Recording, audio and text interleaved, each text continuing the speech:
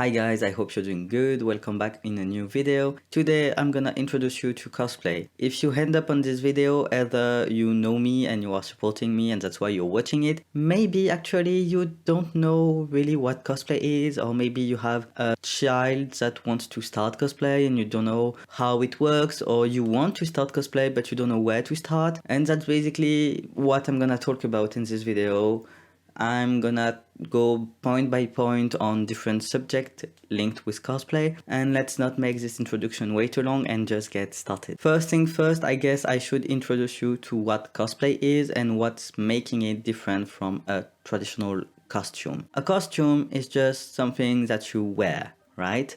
But cosplay comes from costume and play for playing, which means that you are role playing, so you are actually playing the role of the character while being in its costume. Let me give you a bit more maybe examples. You are either dressed as, I don't know, Shrek, but you can be dressed as Shrek and have like a really bubbly personality.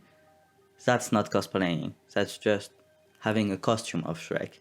But if you are dressed as Shrek and you're gonna act like him, a bit grumpy, a bit like whoa, whoa, whoa, whoa, then it can be considered as cosplay, because you are like really using even the personality and some character point of the character inside your costume. Nonetheless, huge disclaimer, some characters has really bad behaviors against other people, by the way they are talking, by the way they are being close to these other character or stuff like this. You should not do that. Example, Deadpool's cosplayer that thinks that just because they are in Deadpool cosplay, they can go, grab some booties, everything. Nope. Zenitsu characters from Demon Slayer that try to jump on, or like scream or jump or like hug and everything. Once again, no. Only way it can work is if the other person is one of your friends and that they deeply agreed to this kind of like scenario or stuff like that. Otherwise, don't do it. Let's get to chapter 2 with the 3 main types of cosplay. When I say 3 mains, it's because sometimes you can mix, maybe something else will come up or stuff like that, and I don't know yet about it, but here are the 3 mains. The first one is obviously the homemade cosplay, where you create the clothes, you sew them, you go buy the fabric and everything, or you can like reuse fabric you have or whatever, but you make it yourself. First thing you have to know is that this way it's really expensive to do cosplay, and it's gonna take you a lot of time if you want to have a good quality finished result. Yet you will mostly be happy about it for the time you spent, and it's gonna be obviously really well fit on your body and like really made for you. The second option is to purchase your cosplay. You can either purchase them on specific website or on more generic website. Usually this will also obviously give you an official outfit from the character. Like if you homemade them, usually you make the official outfit, even though you don't have to. You have to know that even if you pay for a really large production of cosplay, it can still be really pricey, and quality is not always as good as what you wish it could be, and on top of that you might have sometimes to change it because it will not fit you properly. The last one, and it's what I mostly do actually, and it's closet cosplay. Closet cosplay, I guess it's self-explanatory. Closet is what you have in your room with your own clothes. Cosplay, which means that you are doing cosplay with clothes that you own, or like normal clothes that you would purchase for this. I mostly do this because this way I can, even if I buy pieces, it's pieces I would actually wear in my daily life, which makes them for me a less pricey budget because I use them outside of cosplay. So it can be obviously cheaper. It's not all the time actually cheaper, because when you need a full clothes set for a character, it's still pricey, but it can be less prices than an official costume that you purchase or homemade. What I would advise you is to look on second-hand websites or thrift shops, because there is a lot of things that you can use. only bad point, if I can call it a bad point, is that if you are doing closet cosplay, it's rarely gonna be official outfits, but we don't really care about that, actually. Well, I don't care about that. Next point is actually the genre of cosplays that exist. I don't know if it makes sense. I didn't want to say type of cosplay again, but still, there is a multitude genre / types of cosplay you can do. You will mostly think of anime or video games cosplay because that's the ones that are the most popular, I would say. But you will see also webtoon cosplay. You can see TV series, movie, whatever of this industry cosplay, and also OCs. So OCs are original characters. Most of the time it's as an artist that draw something and people are starting to cosplay him, which is really hard because sometimes you don't have the detailed description of the behavior of the person, but kind of create from the image. Or you can also have, for example, OCs from D&D campaigns where you have a full description of the person and you're gonna start cosplay him because you just don't want to play the game, you really want to feel like you are in the game, I would say. So as long as you have a costume and you are really impersonating it, I would consider it as cosplay. It's Halloween, you want to do a witch but you really want to go inside like with the personality and everything, I would consider it as a cosplay. Some might not, but as long as you would go further than just wearing the costume, I guess it would work for me. I also checked on Reddit about like people opinions on this, like for people that were asking, okay, starting when would you consider it a cosplay rather than just a costume? And most of the people are answering kind of the same thing. As long as you are playing the role of the costume you're wearing, I would consider it a cosplay. Okay, now we all know that cosplay is sometimes done during conventions, but you can also find, like, for example, cosplay online, right? And the behavior of people around you will not be the same. Let me explain. In convention, people are not surprised to see cosplayer.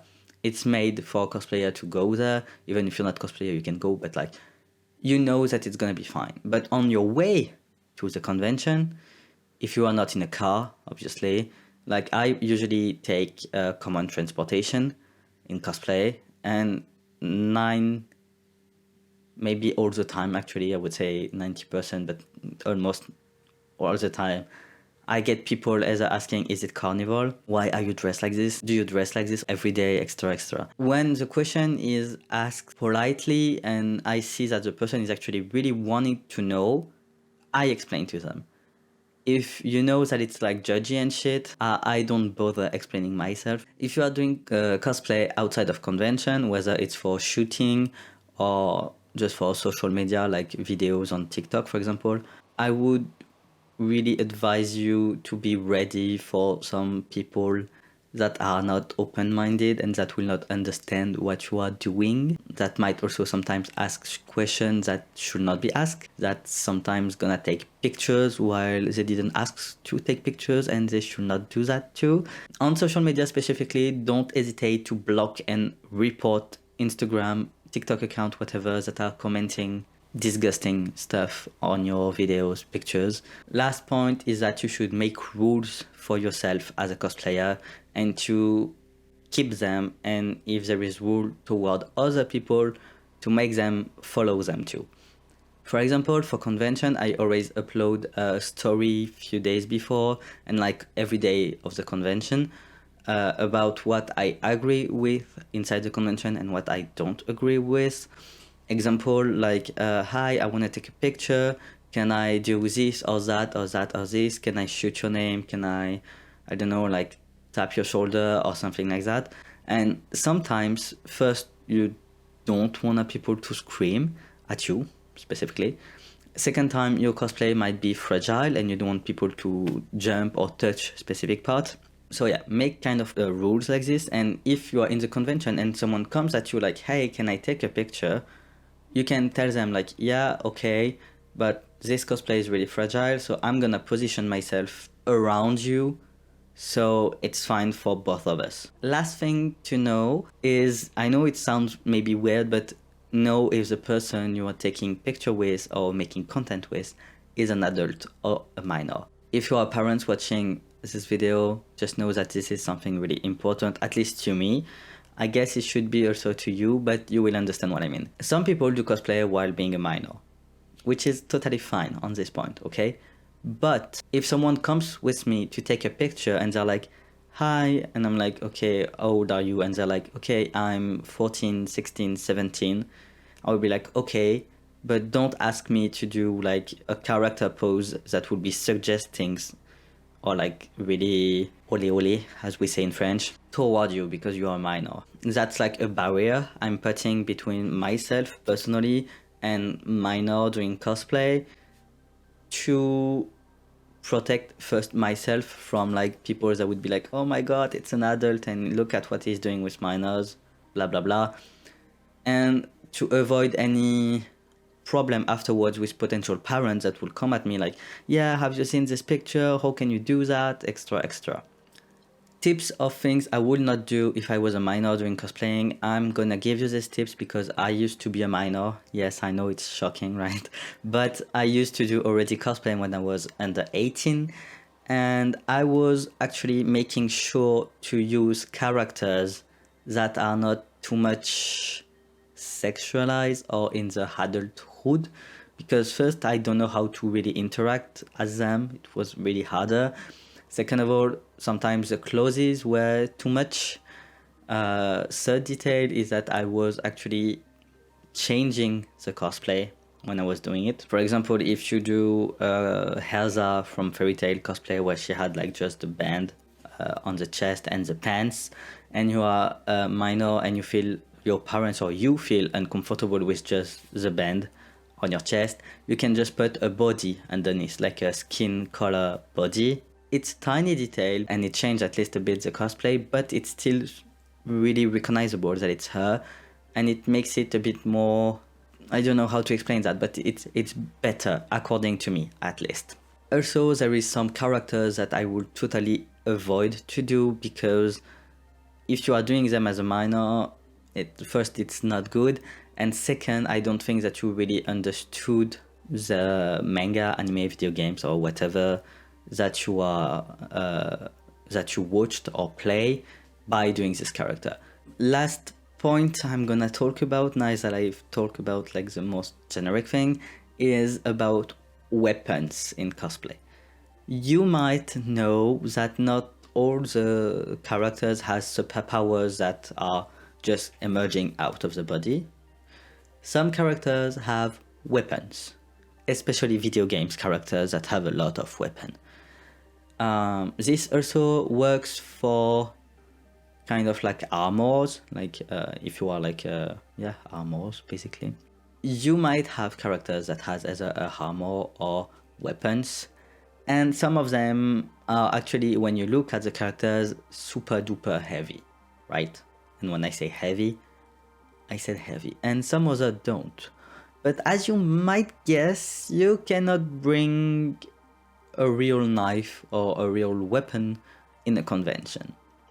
But yet sometimes you really want to get this weapon because it fits the character so much that you feel that you should have it. In that way, there is specific material that you can use, which includes, for example, EVA foam or just foam in general, even like paper or plenty things that you can make your weapon, armor or whatever with. If you go to specific convention, I would also suggest you to send a DM, for example, or Instagram, or to check the convention website, because usually they will tell you which weapon type is allowed, which fabric, which material is authorized. Last thing to remember is that weapons are not something that people want to kind of see online, except like specifically platforms don't want to see this online. And so if you are doing online content, online videos like TikTok, Instagram, whatever, with cosplay weapons, know that there is a risk that your video is going to be shadow banned or maybe just censored or removed or whatever. That's it. That's the end of the video. Actually, I hope that you enjoyed it. If you are already a cosplayer, tell me in the comment what's your favorite advice for new cosplayer would be. And if you are a new cosplayer, tell me something you would like to know and that I maybe didn't talk about during the video. Tell me everything in the comment section down below. If it's not already the case, don't forget to like, to subscribe, and to hit the notification bell on this video. And I'm telling you, see you soon in another video. Bye!